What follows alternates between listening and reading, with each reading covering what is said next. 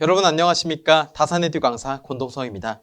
이번 강의는 고장계산 첫 번째 시간인데요. 우리 고장계산이라는 것에 대해서 이제부터 알아볼 것인데 알아보기 전에 왜 우리가 전력계통에 있어서 고장계산을 해야만 하는지 그 목적과 좀 정의에 대해서 짚고 넘어가도록 하겠습니다. 준비되셨나요?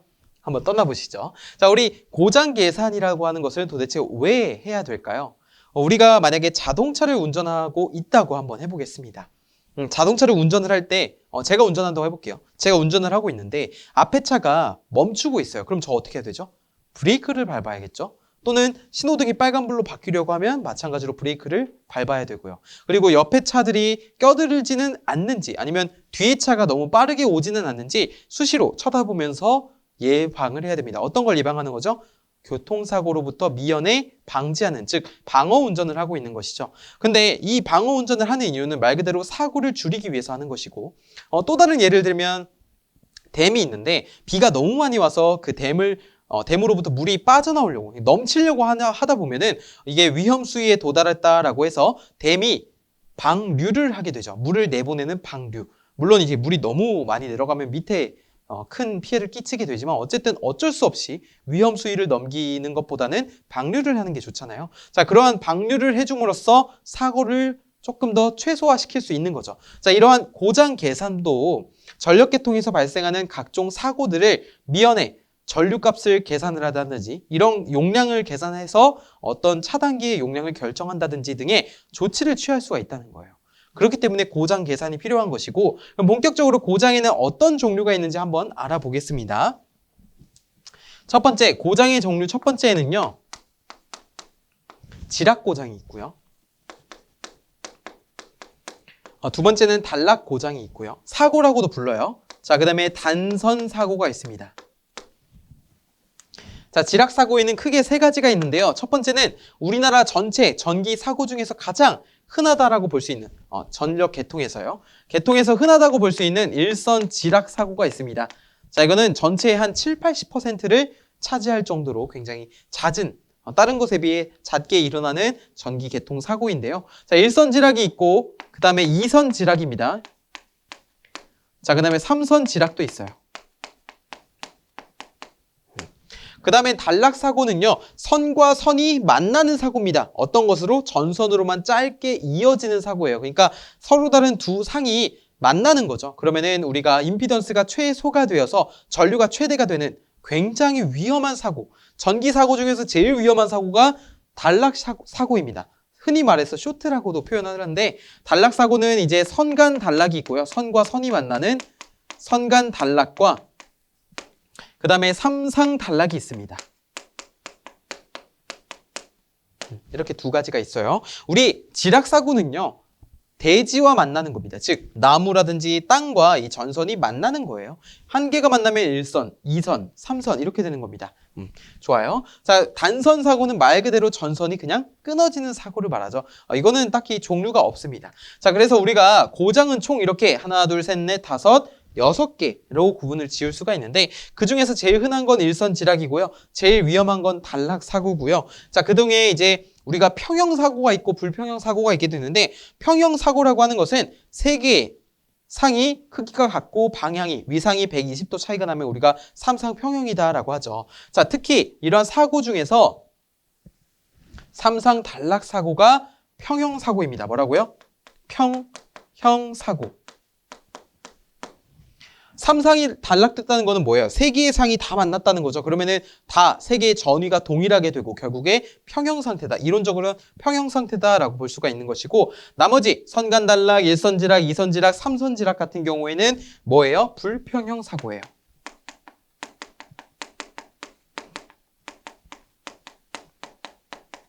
불평형 고장이라고도 부르면 됩니다. 사고 고장 같은 말이에요. 그래서 우리가 이 고장 계산 파트에서는 평형 고장과 불평형 고장에서의 그런 계산값을 이용한 방법을 배워볼 것입니다. 계산 과정으로요. 자, 근데 평형 사고를 계산하는 방법에는 몇 가지가 있냐면 크게 세 가지, 네 가지 정도가 됩니다. 첫 번째는 온법이 있을 것이고요. 온법. 두 번째는 퍼센트 Z법, 퍼센트 임피던스법이고요. 세 번째는 PU법이고요. 그 다음에 네 번째는 대칭 좌표법입니다.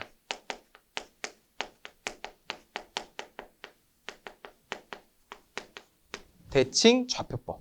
좋습니다. 자, 그 다음에 불평형 사고 같은 경우는요. 대칭 좌표법만 이용해서 고장을 해석하게 됩니다. 자, 그러면 이러한 고장 계산을 왜 실행해야 될까요? 왜? 목적이 있을 거잖아요. 제가 아까 전에도 말씀드렸지만 사고를 미연에 방지하기 위함인데, 자, 그런 사고를 어떻게 방지하냐면 첫 번째, 차단기의 차단 용량을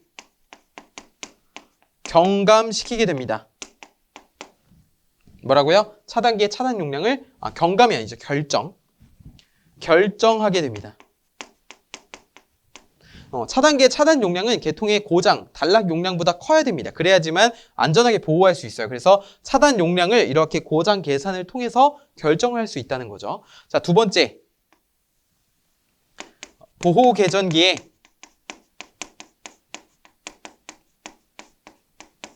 정정입니다. 그러니까 세팅을 하겠다는 거예요. 설정 값을 지정하겠다. 자, 세 번째는요. 통신선의 전자유도장애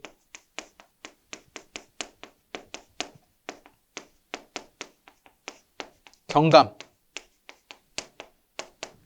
목적으로 합니다. 자, 통신선에 있잖아요. 전력선이 있으면 그 밑에 통신선이 있는데 이 전력선에 너무 큰 전류가 흐르다 보면은 통신선에 너무 큰 자기장에 영향이 가해져서 전자유도장애가 커진다는 거죠. 자, 그런 고장 계산을 해줌으로써 통신선의 전자유도장애를 줄일 수 있다는 겁니다. 방지. 자, 네 번째, 이제 단락사고 같은 경우에는 전류가 굉장히 크죠. 단락전류가 매우 크다고 말씀드렸잖아요. 단락전류가 크다 보니까 그것이 기기에 가해졌을 때 그 기기가 손상될 수 있습니다. 기계적으로도 손상이 될 수 있는데 그 기기에 가해지는 전자력을 추정할 수가 있죠.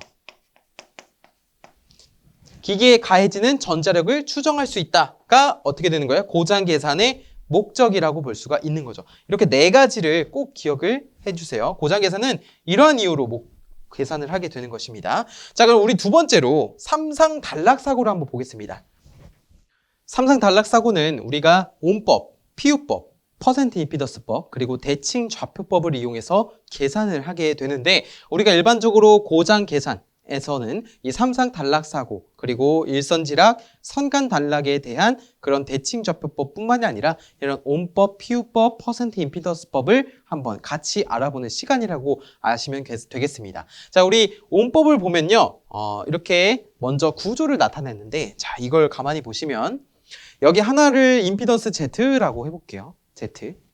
그러면은 지금 빨간색으로 이렇게 제가 이어놨는데 이것이 뭐예요? 바로 삼상 단락 사고죠. 즉, 세 개의 상이 지금 이어져 있는 단락 사고입니다. 자, 이것은 평형 사고라고 했죠. 삼상 단락 사고는 평형 사고로 했는데 지금 이어진 것 때문에 평형 사고라고 부르게 되죠. 자, 한 상의 임피던스를 Z라고 했을 때 선간 전압을 여기를 V라고 한다면 우리가 한 상에 걸리는 전압은 이제 대지 전압 또는 상전압이라고도 표현하는 이 E라고 하는 것입니다.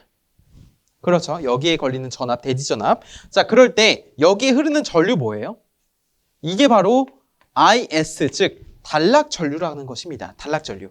IS를 어떻게 계산하냐면 온법에서는 IS라고 하는 것을 Z분의 임피던스분의 전압으로 계산을 하게 되는데 이때 대지 전압을 기준으로 계산을 하게 됩니다. 그런데 여러분, 삼상에서의 대지 전압 E는요. 어떻게 계산한다고 했죠? 루트 3분의 V. 그러니까 삼상에서의 대지 전압은 결선에 관계없이 무조건 선간 전압을 루트 3으로 나눈 값이어야 합니다. 그렇기 때문에 루트 3분의 V를 이 자리에 대입을 하게 되면은 루트 3 Z분의 V가 돼요. 그럼 이것의 기본 단위는 암페어가 됩니다. 대지 전압 볼트, 선간 전압도 단위가 볼트예요. 임피던스는 옴이니까 저항분의 전압이다라고 해서 암페어로 단위가 계산이 됩니다. 자, 이런 식으로 이제 온법에서 단락 전류를 계산하게 되는데 지금 보시는 것처럼 이 형태를 묻는 문제가 종종 출제가 되었습니다. 그렇기 때문에 반드시 대지 전압 기준에서는 Z분의 E, 선간 전압 기준에서는 루트 3Z분의 V라고 기억을 해주시면 좋을 것 같아요. 이 형태 꼭 기억을 해주시고, 특히 이러한 온법은 어떻게 결정이 되냐면, 자, 지금 이렇게 발전소 측으로부터 이렇게 오고 있죠. 그 다음에 이렇게 변압기들이 존재하게 되는데 이 구간마다 임피던스들도 다르게 되고 그리고 전압 또한 달라지게 됩니다. 그렇기 때문에 이 오음법에서는 이 임피던스에 따라서 결정이 된단 말이에요. 그래서 여기서 단락이 된다든지 여기서 단락이 된다든지 여기서 단락이 된다든지 하면은 자 여기서 단락이 된다면은 여기는 무시되고 여기 계산이 되고요.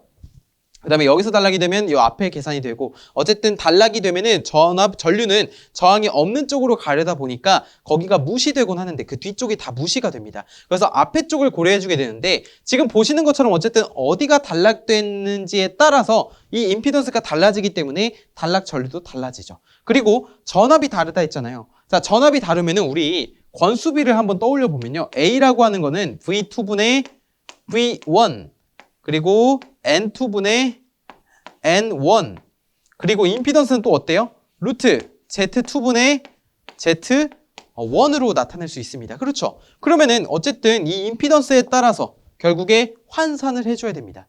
권수비에 따라. 전압이 어떻게 달라지니까 그 전압에 맞춰서 임피던스를 환산해줘야 되기 때문에 굉장히 복잡하다라고 할 수가 있죠. 자, 그런 복잡한 방식이지만 어쨌든 IS는 Z분의 2라는 식으로 단락 전류를 간편하게 구할 수 있는 방법이 뭐예요? 옴법이라는 거예요. 옴법.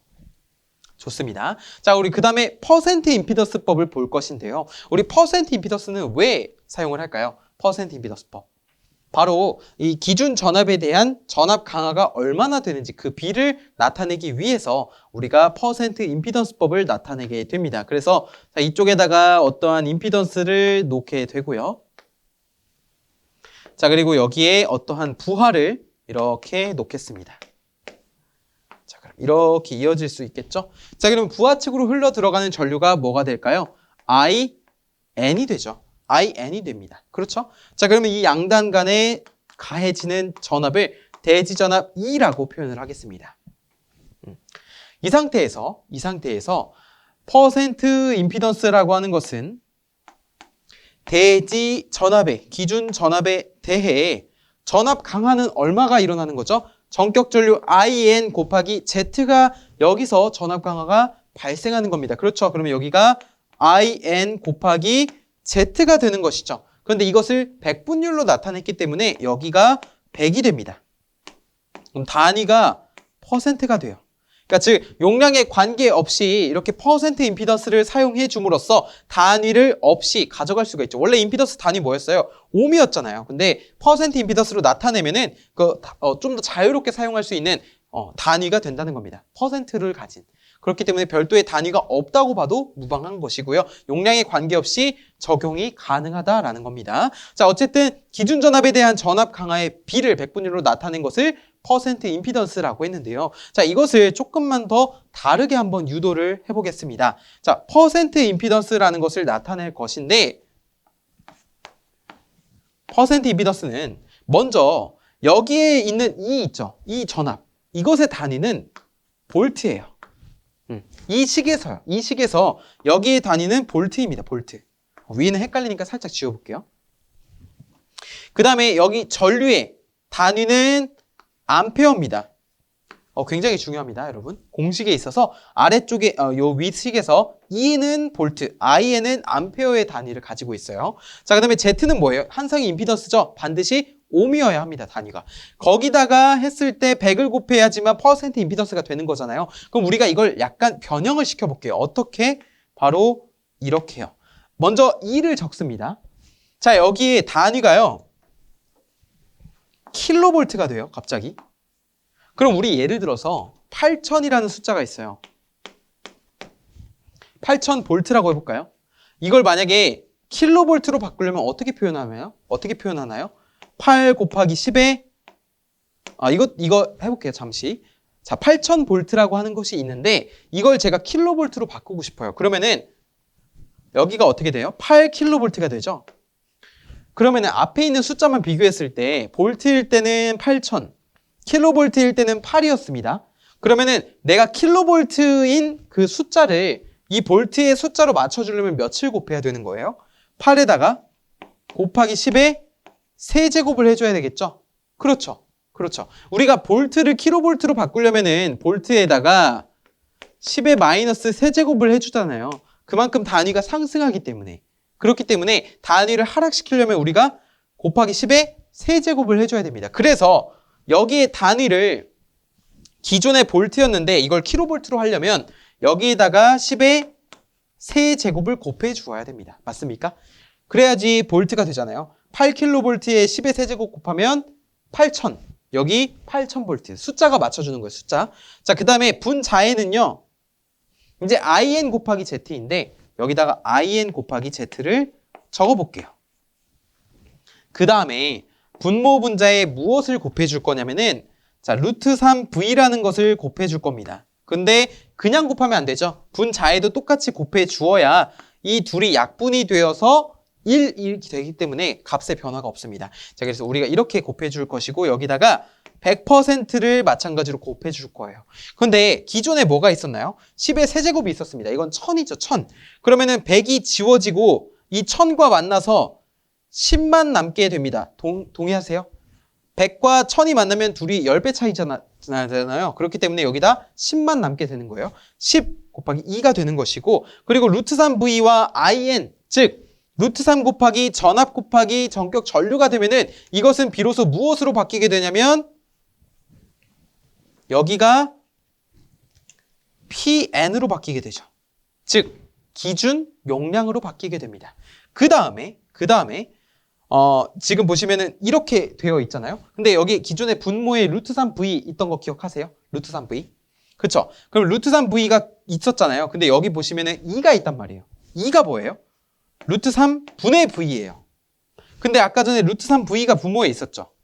그러면 루트 3 지워지고 뭐만 남아요? V와 V만 남죠. 그러면은 여기가 어떻게 되냐면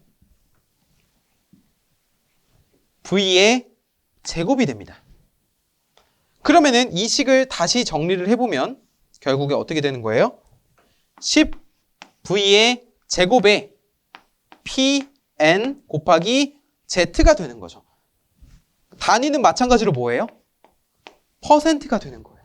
근데 여기서 중요하게 생각해야 될 거. 이 볼트, 그러니까 V, 선간전압의 단위가 뭐였죠? 반드시 킬로볼트여야 됩니다. 그렇게 유도가 된 거잖아요. 우리가 만들어줬으니까. PN, 이것의 단위도 뭐죠? 반드시 킬로볼트 암페어여야 합니다. 그래서 우리가 퍼센트 임피던스 공식 굉장히 자주 나오거든요. 실기, 필기 뿐만이 아니라 일맥상통해서 다 상용화가 되는 게, 응용이 되는 게 바로 이 퍼센트 임피던스 공식이에요. 그렇기 때문에 여러분 이 공식은 꼭 기억을 해주세요. 10V 제곱분의 PNZ. 이제 누우면서 이렇게 주무시면서도 10V 제곱분의 PNZ 계속 생각하세요. 계속 우리 TV 보시면서도 10V 제곱분의 PNZ, 과일 깎으면서도 10V 제곱분의 PNZ 언제든 이제 어디서든 대답할 수 있도록 우리가 암기해야 됩니다. 자, 이렇게 퍼센트 임피던스는 10V 제곱분의 PNZ라고 하고 그때의 단위는 반드시 선간 전압은 킬로볼트, 기준 용량은 킬로볼트 암페어라고 해줘야 되겠죠. 자, 위에랑 단위 다른 거 반드시 기억을 해주셔야 됩니다. 자, 근데 이게 끝이냐라고 했을 때는 아닙니다. 우리 퍼센트 임피던스 말고 퍼센트 저항 강화도 있고요. 퍼센트 리액턴스 강화도 있어요. 자, 전기 기기에서도 배우는데 우리 퍼센트 리액턴스 강화 같은 경우에는 10V 제곱분의 기준 용량 곱하기 X, 헷갈리니까 곱하기를 점으로 표현할게요. 퍼센트 리액턴스도 지금 뭐만 바뀌었어요? X이냐 Z이냐 이 차이죠. 단위가 마찬가지로 뭐가 되는 거예요? 퍼센트가 되는 거예요. 자, 여기도 퍼센트 저항 강화 같은 경우에는 10V 제곱분의 PN에 곱하기 R, 단위는 퍼센트가 됩니다. 어렵지 않죠? 우리가 공식을 유도했는데 지금 보시는 것처럼 이렇게 정리가 된다는 거죠. 그러면 깔끔하게 한번 정리를 해보겠습니다. 자, 여기다가 한 번에 정리를 해보면 결국에 퍼센트 임피던스라고 하는 것은 10V 제곱분의 P 기준 용량의 Z다라고 볼 수가 있고 여기가 퍼센트가 되겠죠. 이렇게요. 자, 그럼 우리가 요 식은 반드시 기억하고 가야 된다는 것을 알아야 됩니다. 그때 단위도 굉장히 중요합니다, 여러분. 단위도 중요해요. 자, 그 다음에 우리가 단락 전류를 계산할 건데요. 단락 전류가 IS였죠. IS는 어떻게 구했었죠? 맨 처음에 IS 온법에 따르면 자 저기 보시면 Z분의 2였습니다. 맞습니까? 근데 이제 Z를 조금 다르게 적어볼 거예요. 자, 이 식에서 유도를 해볼 건데요. 이 식에 따르면 Z에 대해서 정리를 하면 어떻게 됩니까? Z에 대해서 정리를 하면 Z는 %Z 곱하기 2를 뭘로 나눠줘야 돼요? IN 곱하기 100으로 나눠줘야 됩니다. 동의하시죠? 그렇죠? 그러면 이것을 여기다가 대입을 해보겠습니다. 그러면 어떻게 되냐면 분모해서 Z 자리에다가 이것을 대입하는 거죠. IN 곱하기 100분의 %Z 곱하기 2 분의 뭐가 되는 거예요? 2가 되는 거죠. 그러면은 우리가 지워지게 됩니다. 뭐와 뭐가? 2와 2가 지워지게 돼요. 2라고 하는 것은 1분의 2죠. 그렇기 때문에 요 위에 2와 요게 지워진 겁니다. 자, 그 다음에 뭐만 남는 거예요? %Z분의 결국에 여기는 100이 있는 거고요. 그리고 여기에다가 뭘 곱해주는 거예요? IN을 곱해주는 거예요. 그러면 무엇으로 식이 정리가 되냐면 IS라고 하는 거는 %Z분의 100에다가 곱하기 IN을 해주면 구할 수 있다라는 겁니다. 어렵지 않죠? 어렵지 않죠? 자, 이렇게 구할 수 있다는 거예요. 쉽습니다. 자, 그 다음에 우리가 단락 용량도 계산을 하기 전에 우리 삼상 단락 전류인 경우에는 그럼 어떻게 하면 될까요? 여기 삼상 단락 전류인 경우에는 이 전격 전류가 루트3 V분의 P가 됩니다. 그러면은 여기가 어떻게 되냐면 % 임피던스 분의 100 곱하기 루트3 V분의 P의 N이 되는 겁니다.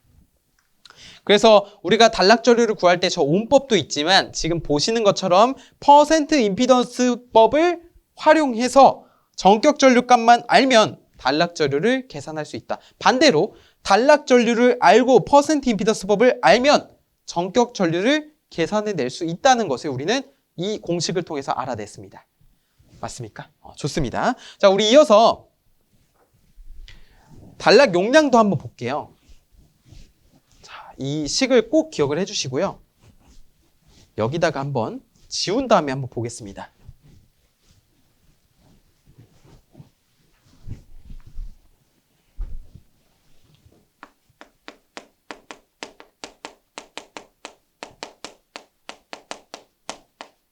단락 용량은 PS로 표현을 합니다. PS로 표현을 하는데 자, PS라고 하는 것은 루트 3에 곱하기 V에 곱하기를 헷갈리니까 점으로 표현할게요. 마찬가지로. 자, V에 여기는 IS가 됩니다. 여기서 요 V가 나타내는 것은 공칭 전압이에요. 공칭 전압이라고 하는 건 일반적으로 선로를 대표하는 전압이기 때문에 선간 전압으로 알고 계시면 됩니다. 선간 전압. 근데 단위가 킬로볼트예요. 기본 단위가요. 자, 그 다음에 IS라고 하는 것은요. IS는 단락 전류예요. 단락 전류 또한 단위는 킬로 암페어로 알고 계시면 됩니다. 자, 그 상태에서 우리가 여기 이쪽으로 와서 아까 전에 공식 기억나세요? 아까 전에 IS는 %Z분의 100에다가 무엇을 곱했죠? IN을 곱했습니다. 그렇죠. 그럼 양변에다가 루트 3을 곱하면 이것과 비슷한 식이 되는데 루트 3 곱하기 V를 하게 되면은 IS랑 곱하게 되면 PS가 되고 그렇죠? 그럼 PS는 여기 루트 3 VIN이 되면 뭐가 되냐면 결국에 이 식으로 바뀌게 된다는 거죠. 어떻게? 여기서 %가 너무 크네요. 방금 8이 왕눈인 줄 알았어요. 그쵸? %Z분의 100에다가 곱하기 PN이라고 표현을 할 수가 있는 겁니다. 우리가 % 임피던스를 사용해서도 단락 용량을 구할 수가 있다. 자, 이때 이 PN이라고 하는 것은 기준 용량이다. 기준 용량의 기본 단위는 메가볼트 암페어라고 하겠습니다. 그래서 하나 더 적으면 PS는 단락 용량이고요. 단락 용량을 메가볼트 암페어라고 하는 거죠. 그렇기 때문에 여기에 킬로볼트, 킬로암페어가 곱해져서 10의 6제곱이 되기 때문에 기본 단위가 메가볼트 암페어로 된 겁니다. 일반적으로 메가볼트 암페어라고 계산을 많이 하기도 하고요. 만약에 10의 마이너스 세제곱을 곱하는 거라면 아마도 킬로볼트 암페어로 계산을 할 때 그렇게 될 것입니다. 그렇기 때문에 그때는 이렇게 볼트 암페어로 바꿔주고 10의 마이너스 세제곱을 곱해서 킬로볼트 암페어로 바꿔주는 연습을 하셔야 돼요. 단위가 정해져 있는 것이 아닙니다. 단위는 유동적이에요. 그렇기 때문에 주어진 조건에 맞춰서 주어진 단위를 계산해내야 됩니다. 그렇기 때문에 이렇게 단락 용량을 계산할 수 있는 방법이다라고 말씀을 드린 것이고요. 자, 그리고 이게 첫 번째라면 두 번째로 차단기에 전격 차단 용량이 있을 거잖아요. 전격 차단 용량.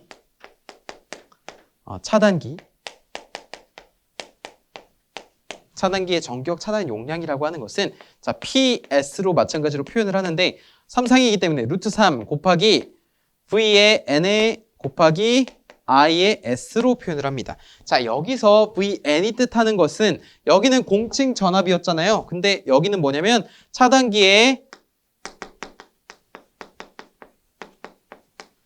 전격 전압이에요. 차단기의 전격 전압은 대표적인 예가 있습니다. 어떤 거냐면 첫 번째 22.9kV 계통, 하나는 154kV 계통에서의 전격 전압은 어떻게 되냐면요. 바로 이렇게 됩니다. 여기서 25.8kV가 되고요. 자, 여기서 170kV가 됩니다. 그래서 만약에 차단기의 전격 차단 용량을 구해라 라는 문제에서 이 전압값이 22.9kV 계통입니다. 아니면 전격 전압이 그냥 애초에 25.8이라고 주어져 있다면 우리가 이걸 이용하면 되지만 제가 방금 말씀드린 것처럼 22.9kV 계통 또는 154kV 계통이라면 전격 전압을 154가 아니라 170으로 대입을 해줘야 된다는 거죠. 이 154는 뭐냐면 공칭 전압이에요. 그렇기 때문에 차단기의 전격 전압에는 이러한 규격들이 있다라는 것을 말씀드리는 겁니다. 자, IS는 뭐냐면 전격 차단 전류입니다.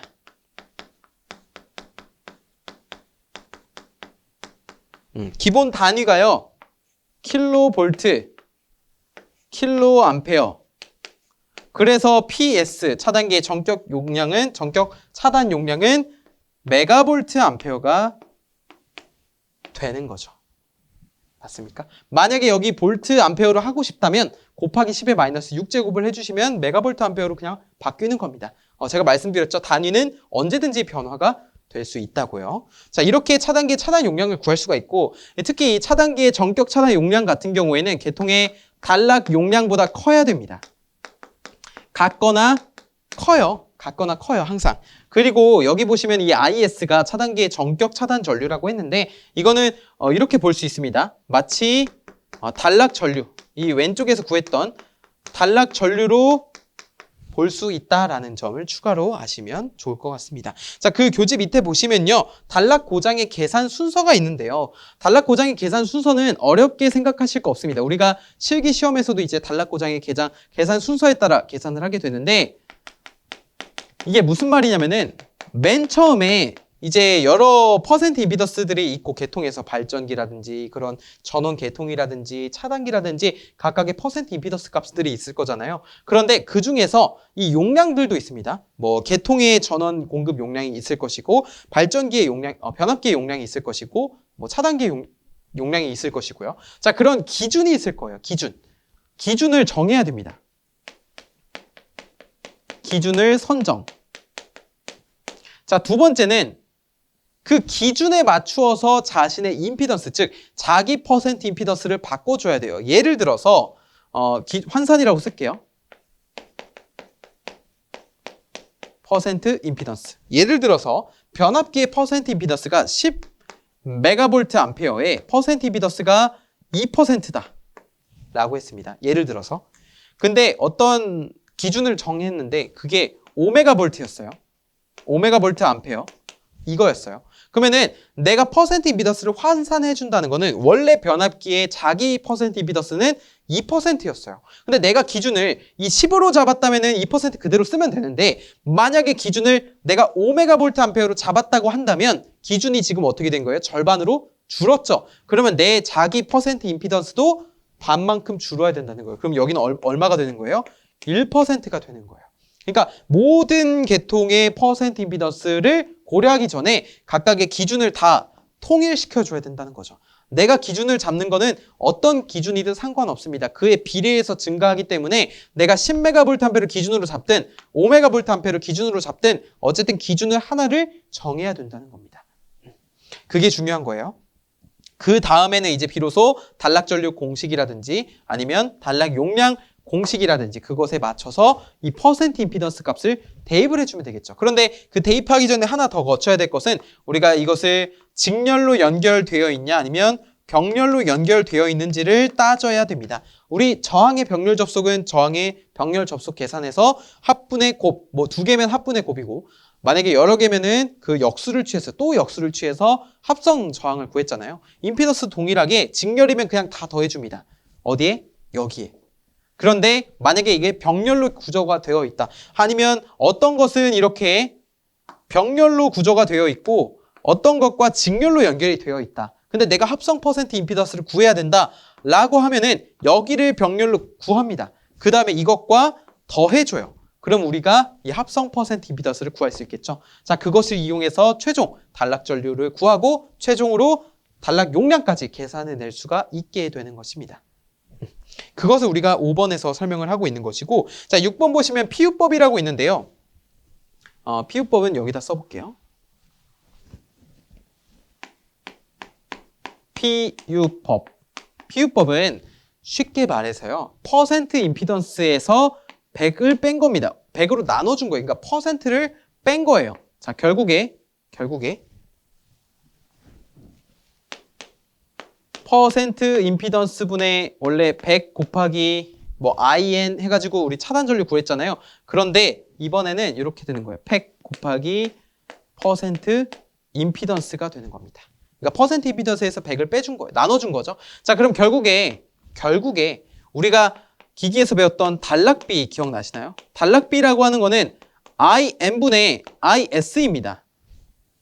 IN분의 IS. 근데 우리 IN이라고 하는 거는 곱하기 퍼센트 임피던스 분의 100에다가 IS잖아요. 그럼 이 IN이 넘기면 이렇게 되잖아요. IN분의 IS. 그럼 여기가 지워지게 되고, 그렇죠? 그러면은 퍼센트 임피던스 분의 100이 남았죠? 아, 이게 퍼센트 임피던스 분의 100이구나. 그런데 우리가 단락비라고 하는 것은 지금 퍼센트 PU, 그러니까 ZPU, PU법이랑 비교를 해보면 어떤 관계에 있나요? 역수 관계에 있습니다. 그렇죠? 그럼 이게 결국 뭐와 같은 거예요? ZPU분의 1과 같은 거죠. 그래서 결국엔 뭐예요? 퍼센트 임피던스를 나눠준 거. 100으로 나눠준 것을 말합니다. 예를 들어서 여기서는 그냥 퍼센트 임피던스분의 PN이 뭐예요? PU가 되는 것이고요. 아까 전에 전격 전류에서는 또 100으로 나눠주면 그게 그냥 PU가 되는 것이고, 어쨌든 우리가 퍼센트 임피던스를 나타낼 때는 100으로 나눠줘야 된다는 것을 설명드리고 있는 것입니다. 하나만 더 볼까요? 하나만 더 보면 우리 ZPU라고 하는 것은 2분의 IN 곱하기 Z 곱하기 100%인데 100을 나눠주는 거죠. 자, 이게 결국에 단위 PU가 된다는 겁니다. 어렵지 않아요. 우리 PU법은 우리 실기에서도 또 다시 배우기 때문에 너무 크게 어려워하지 마시고, 우리가 퍼센트 임피던스법에서 그냥 퍼센트를 없애버린 것을 PU법이라고 하는구나 라는 정도만 좀 기억을 하시면 좋습니다. 자, 이렇게 고장 계산 첫 번째 시간을 마무리 지어봤는데요. 좀 마무리 지어보기 전에 제가 딱 한 가지만 또 설명을 드려보겠습니다. 어떤 거냐면 우리 다음 시간에 필요한 내용인데요. 미리 보기 느낌으로 한번 적어보고 가보도록 하죠. 대칭분 좌표를 볼 겁니다. 대칭분. 회로 이론에서도 배우겠지만 우리 대칭분 첫 번째 영상분이 있고요. 그 다음에 정상분이 있고 역상분이 있고, 자, 그 다음에 A상의 전류, A상의 B상의 전류, C상의 전류가 있을 겁니다. 그렇죠. 자, 여기서 우리가 물론 전압도 동일합니다. 전압도 동일한데 우리가 하나씩 써보자고요. 하나씩 써보면 3분의 1의 IA 플러스 IA 플러스 IB 플러스 IC가 영상분 전류라고 하는 것이고, 자, 정상분 전류 I1이라고 하는 거는 3분의 1의 IA에 AIB에 AIC가 되는 것이고, A제곱의 IC. 그 다음에 역상분 전류 I2라고 하는 것은 3분의 1의 IA에 A제곱 IB에 A의 IC라고 할 수가 있습니다. 자, 그 다음에 IA, IB, IC는 각각 어떻게 되냐면요. 첫 번째 영상분 더하기 정상분 더하기 역상분이라고 할 수가 있고요. IB라고 하는 것은 I0 더하기 A제곱의 I1 더하기 AI2가 되고요. 자, IC라고 하는 것은 I0 더하기 A의 I1 더하기 A제곱 I2가 됩니다. 자, 그래서 우리가 대칭 좌표법에서는 지금 이거 보시는 것처럼 기록이 될 건데, 자, 여기서 궁금한 게 이 A라고 하는 것이 궁금하지 않으세요? 제가 이렇게 막 A라고 하는 것을 썼는데 일단은 따라 적으셨잖아요. 그렇죠? 근데 시간이 나시면 이거 적으시는 게 좋은데, 자, A라고 하는 것을 한번 알아볼게요. A라고 하는 것은요, 우리가 벡터 연산자라고 부릅니다. 벡터 연산자라고 해요. 크기가 1이고 각도가 120도인 것을 우리가 뭐라고 한다고요? A라고 한다고요. 그러면 A의 제곱이라고 하는 것은 크기가 1이고 각도가 240도가 되고요. 이제 A의 세제곱을 하게 되면은 이제 1이 됩니다. 왜냐면 360도는 0도랑 같으니까요. 그래서 1이 되는데 우리가 여기서 한 가지의 법칙을 더 발견하게 됩니다. 어떤 거냐면 1 플러스 A 플러스 A의 제곱은 0이다라는 거예요. 즉 하나, 둘, 세 개를 더하면 0이 된다는 겁니다. 자, 여기서 하나가 더 유도가 되죠. 자, 어떤 거냐면 A 플러스 A의 제곱이 마이너스 1과 같다라는 겁니다. 그래서 우리가 벡터 연산자, 요거 굉장히 많이 보시거든요. 그리고 이것을 제일 많이 보실 겁니다.